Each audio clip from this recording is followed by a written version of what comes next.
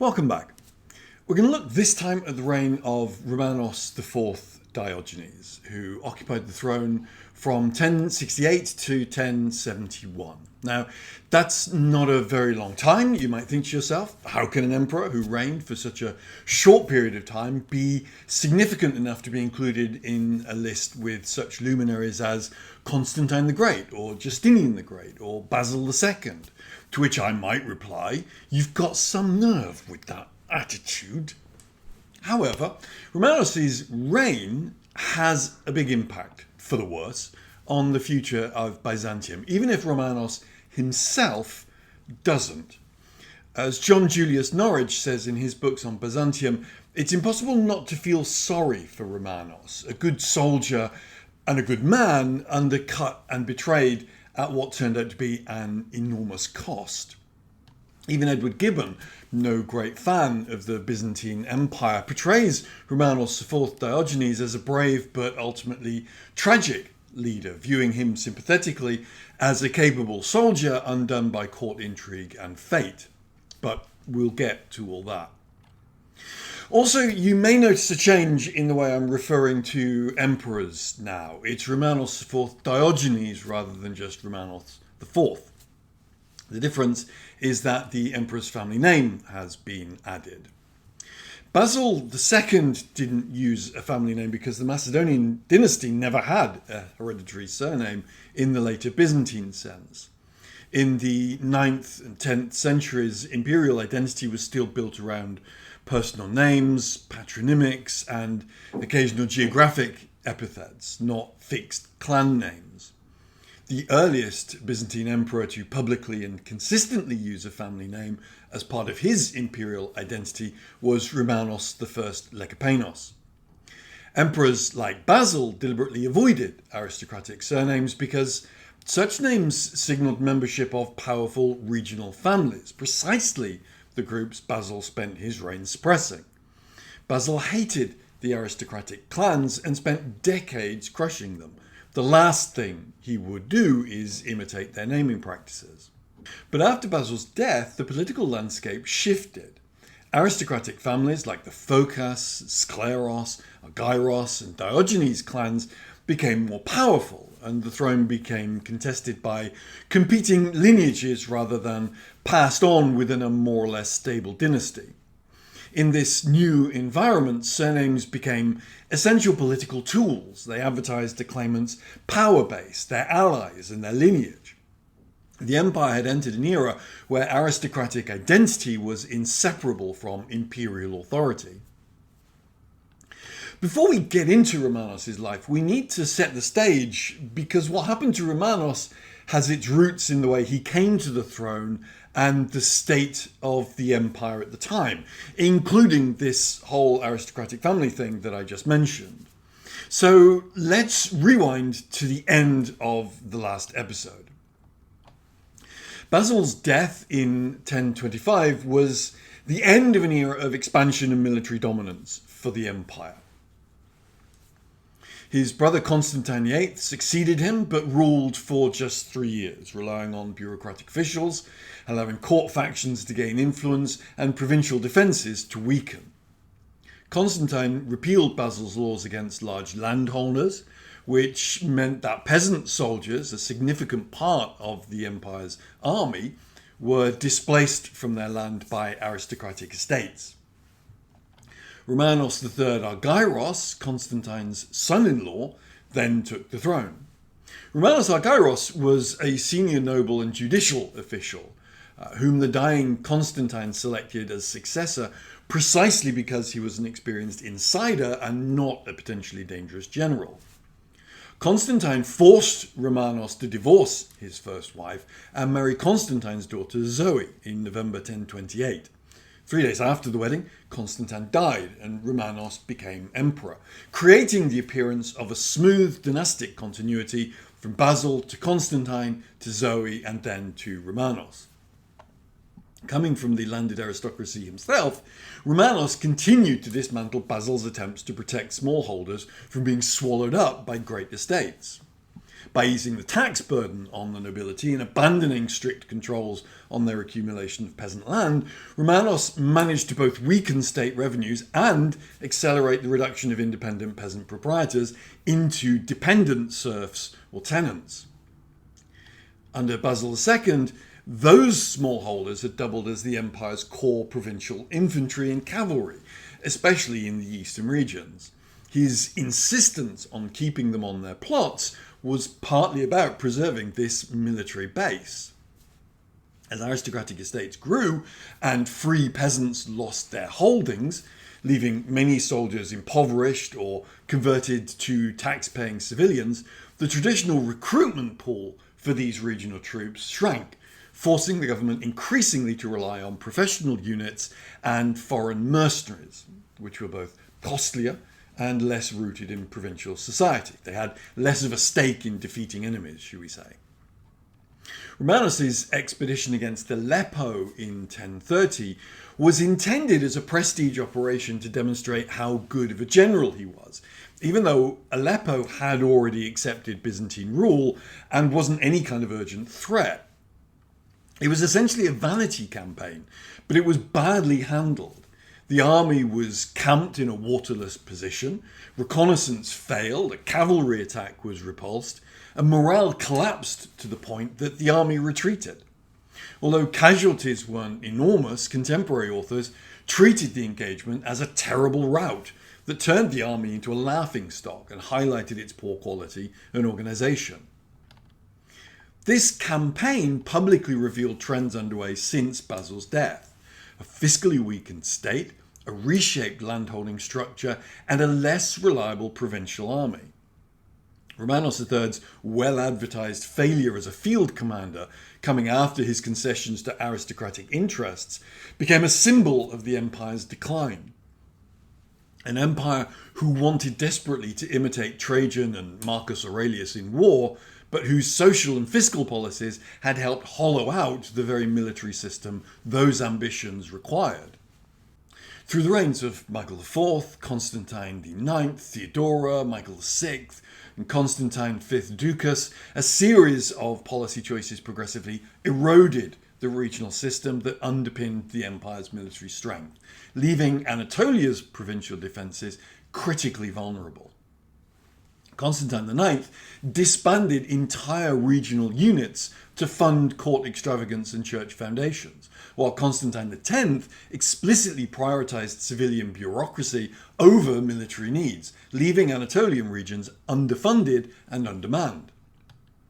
Anatolia, the empire's manpower and tax base, saw repeated Turkish raids from the 1030s, but emperors responded with ad hoc expeditions rather than any systematic reform, allowing garrisons to decay and buffer states to weaken. Now, you might ask yourself, surely those emperors were aware of the risks they were running, and it's very likely that to some degree at least they were.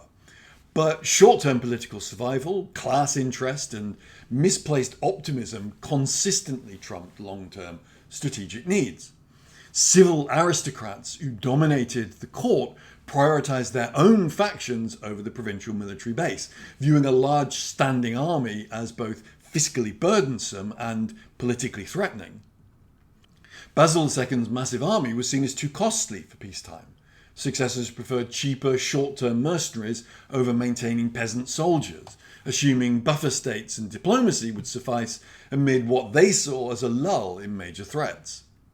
Revenue shortfalls from aristocratic concessions and extravagance forced cuts that hit regions the hardest, with emperors gambling that ad hoc responses could handle raids rather than invasions.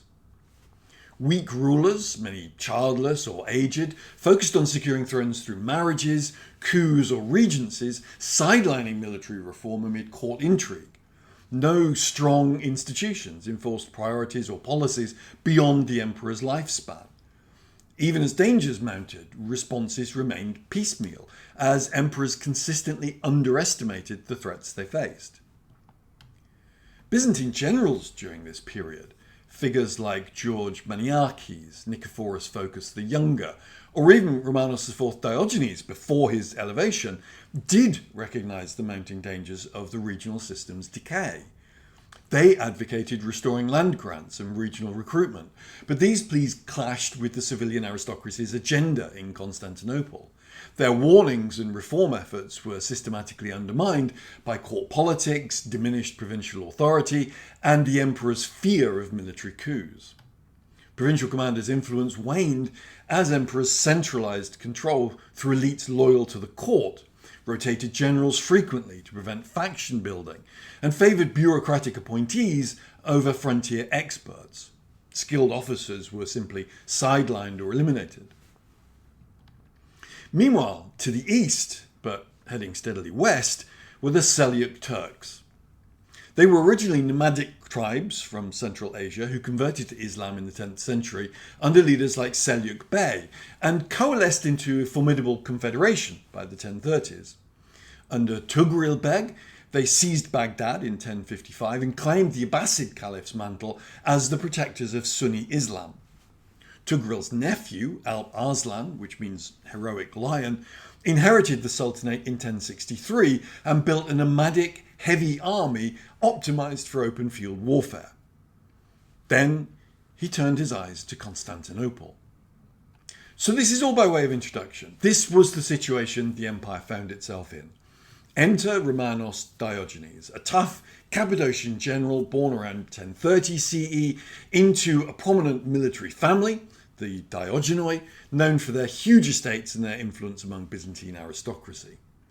His father, Constantine Diogenes, served as a general under Basil II, but was imprisoned and forced to kill himself under Romanos III for alleged conspiracy.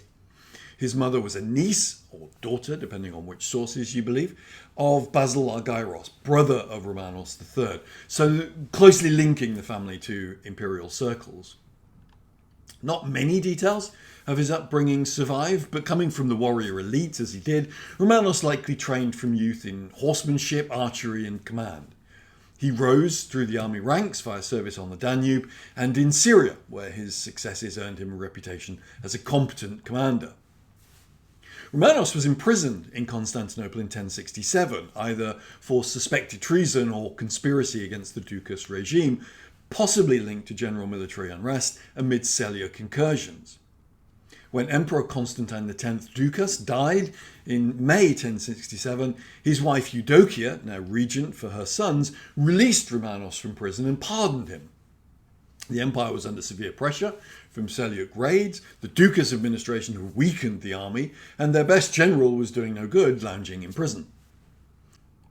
With other senior generals like Byrenios and Botaniates demanding a military co-emperor, Romanos was acclaimed emperor by Cappadocian troops near Caesarea. Eudokia thought the best way of handling this situation was to marry Romanos, viewing him as the optimal safeguard for her son's positions amid the regime's collapse. So on January 1st, 1068, Eudokia and Romanos married, with Patriarch John X then officiating Romanos' coronation as emperor, with Michael VII, Eudokia's oldest son, as nominal co-emperor. Upon taking the throne, Romanos immediately launched a military campaign against Seljuk Turkish raiders threatening Syria and Anatolia.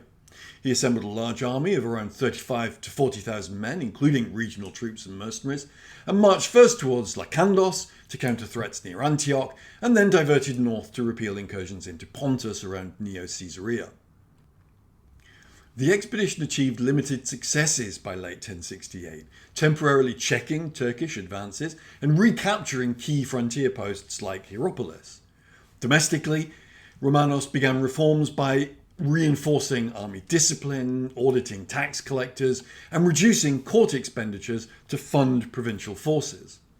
In 1069, he launched his second major campaign against the Seljuks, marching from Constantinople in spring towards Caesarea to confront raiders.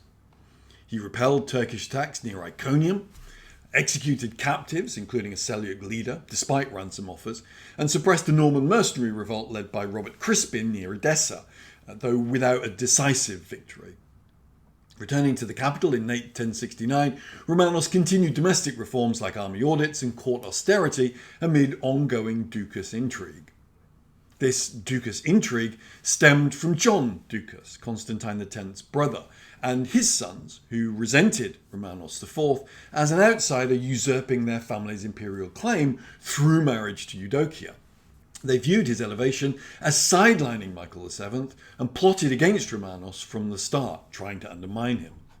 John Ducas criticised Romanos' harsh discipline on the army and mercenaries and stirred up dissent among Constantinopolitan elites whose salaries Romanos had cut for army funding. Rumours of plots surfaced, including whispers of restoring Michael VII alone as emperor, while John positioned his son Andronicus in key military roles. And remember that name, because we're going to be hearing it again quite soon. Romanos countered all this by isolating the Ducas family from commands where he could, auditing their estates for corruption, and publicly affirming Michael VII's co-emperorship to preempt accusations of disloyalty. But he couldn't dispel underlying tensions which persisted amid his campaigns. In 1070, Romanos stayed mostly in Constantinople to address various administrative issues and focused on internal reforms such as fortifying Anatolian borders with new castles, auditing corrupt tax officials, enforcing discipline among mercenaries upset by pay cuts, and countering Ducas faction points by elevating loyalists like Manuel Komnenos to commands. One problem he had to deal with was the ongoing Norman siege of Bari, the last Byzantine foothold in Italy, led by Robert Guiscard, a French noble who had been harrying the Byzantines in Italy for decades. Romanos sent a fleet with troops and supplies to relieve Bari, but it was intercepted and defeated by Robert Guiscard's brother Roger.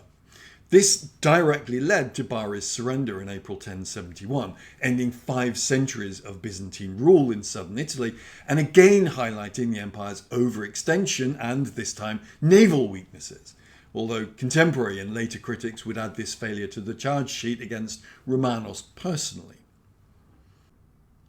In 1071, Romanos mounted his most ambitious campaign yet against the Seljuks, assembling an army of around 40,000 men, including regional troops, Armenian allies and mercenaries, and marching into Armenia in spring to secure the city of Manzikert and counter Alp Arslan's forces.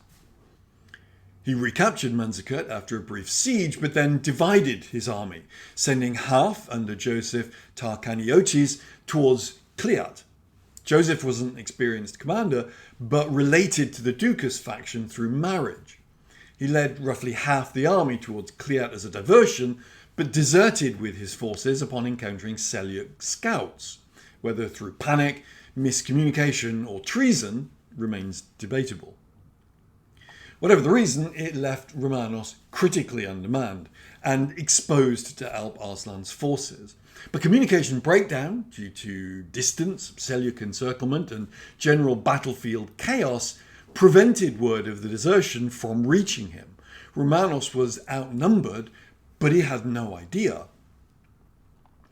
On the morning of 26th of August 1071, Romanos arranged his remaining forces, roughly 20,000 men, including heavy cavalry, infantry, Varangians, Normans and mercenaries, in standard formation outside Manzikert. The left wing under Nikephoros Bryennios, the right wing under Theodore Aliates, the centre under himself, with the rearguard and reserves led by Andronicus Ducas. Remember him? Alp Arslan positioned his army of up to 50,000 horse archers and light cavalry in a crescent formation about 4 kilometres away from the Byzantines. Arslan himself watched on from a nearby hilltop. Seljuk horse archers launched harassing arrow volleys as the Byzantines advanced, employing their classic feigned retreat tactic to lure Romanos' centre forward. Simultaneously, Seljuk flanking wings swung around to encircle the exposed Byzantine left and right wings, preventing them from supporting the centre. This tactic stretched and isolated Byzantine units without committing to melee. The Byzantine heavy troops endured the barrage, capturing Alp Arslan's apparently abandoned camp during the afternoon, which boosted morale, but the wings under Bryennios and Aliates suffered attrition without decisive clashes, as Seljuks continued to evade pitched battles and just kept harassing the Byzantines with their archers. As evening approached, Romanos signalled for the army to withdraw.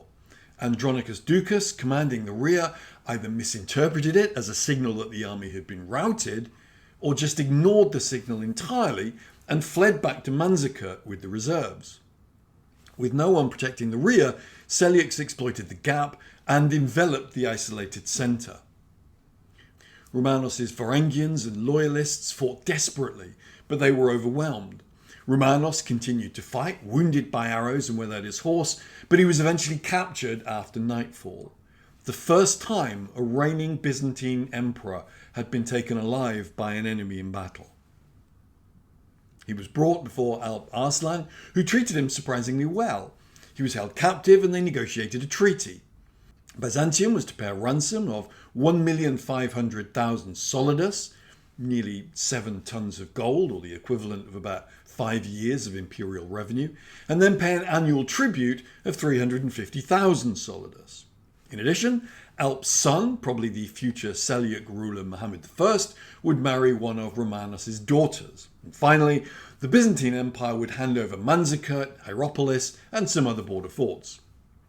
After a week, the treaty agreed, Arslan released Romanos and sent him and his captured forces on their way back to Constantinople with gifts and an escort. But in Constantinople, things had changed. While Romanos was away, the Ducas faction had seized power. Eudokia was forced into a monastery and Michael VII crowned sole emperor. Learning of this, Romanos turned and headed for Cilicia, where he attempted to raise an army to march on Constantinople. He never managed it. Imperial forces under Andronicus Ducas, him again, besieged him at Adana in Cilicia. Andronicus swore a sacred imperial oath, sworn on the Gospels and holy relics, that if Romanos surrendered, resigned as emperor and agreed to spend the rest of his life in a monastery, he would come to no harm.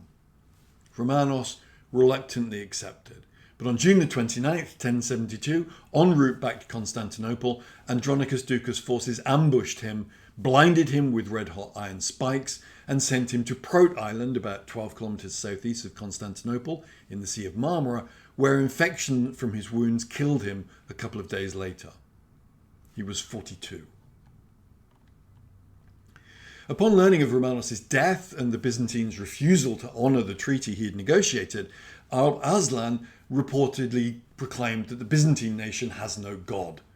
He vowed to wage war against Christians, consume their lands with the sword and enslave them, and escalated Turkish raids into Anatolia, exploiting the Byzantine power vacuum left by Romanos' fall. The treaty didn't really matter either way.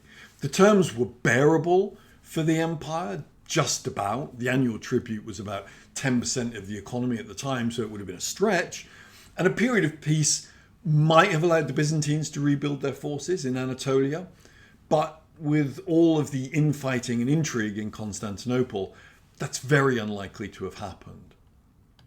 The decade after Manzikert saw 8 revolts, Norman mercenary carve-outs in the west, and Ducas infighting, enabling unchecked Turkic settlement in Anatolia. You can see from the comparison of these maps just how much of the empire was lost in such a short period of time. Given the state of the empire Romanos inherited, was it already too late for him to make a difference? Were the empire's military forces too far degraded? Well, possibly, but possibly not. Romanos' early reforms, restoring regional troops, enforcing discipline, and prioritising native Cappadocian forces over mercenaries, demonstrated a capacity for rebuilding. Effective campaigns like the 1069 Hierapolis recovery briefly stabilised the frontier and proved native troops could still hold against Seljuk raiders. Romanos' prestige as a soldier emperor rallied provincial loyalty against the Ducas court's neglect. Certainly, he inherited a critically weakened military structure, but it was salvageable, and his early reforms showed real promise before Manzikert's catastrophe completely derailed recovery. Systemic issues, court intrigue, mercenary dependency, and fiscal strain from prior decades persisted, But a Manzikert victory, or even a stalemate, plausibly could have enabled further reforms, checking Seljuk settlement before their full migration. The collapse of the empire in the east stemmed more from betrayal, twice at Manzikert by Joseph and Andronicus, and from civil war rather than irretrievable preconditions. It's an interesting counterfactual to follow. What would have happened if Romanos had succeeded at Manzikert? And a Manzikert victory could have had far-reaching consequences. It would likely have stabilized the Anatolian frontier, preventing the Seljuk influx into Anatolia. Romanos could reclaim lost forts, Hierapolis, Manzikert, deter nomadic raids and rebuild the army. A strengthened Romanos likely means no civil war, which means no ducas coup, preserving Michael VII as junior co-emperor under military oversight. Without an Anatolian collapse, Alexios I Komnenos would inherit a defensible core in 1081, meaning that he doesn't appeal for help to Pope Urban II, meaning the First Crusade is redirected solely against the Fatimids or even averted entirely. Now imagine a world where the Crusades didn't happen. Without the First Crusade, the Byzantine Empire likely survives longer as a viable Anatolian power, averting the 1204 Latin sack of Constantinople and preserving Orthodox dominance in the Eastern Mediterranean. No Crusader states means no sustained Western presence in Syria-Palestine. The Seljuks consolidate without distractions, potentially stalling the Ottoman rise and keeping Constantinople Greek until the 15th or 16th centuries. Europe develops centralized monarchies much slower without Crusade taxation and the Crusades channeling feudal violence outwards. The Italian Renaissance is delayed without the influx of Byzantine refugees after the fall of Constantinople. It's likely that persistent issues like fiscal strain, court intrigue and Norman threats in Italy might have limited full restoration, but Romanos' leadership offered the best chance for mid-11th century recovery and the consequences that could have flowed from that. But, of course, he did lose at Manzikert, and the Byzantine Empire in the East did collapse, and Emperor Alexios I did inadvertently set the Crusades in motion. We'll cover all that next time when we look at Alexios' life and reign, but for now, thanks very much for joining me. Please remember to like, share and subscribe on your way out, and whatever you're up to, have a great day.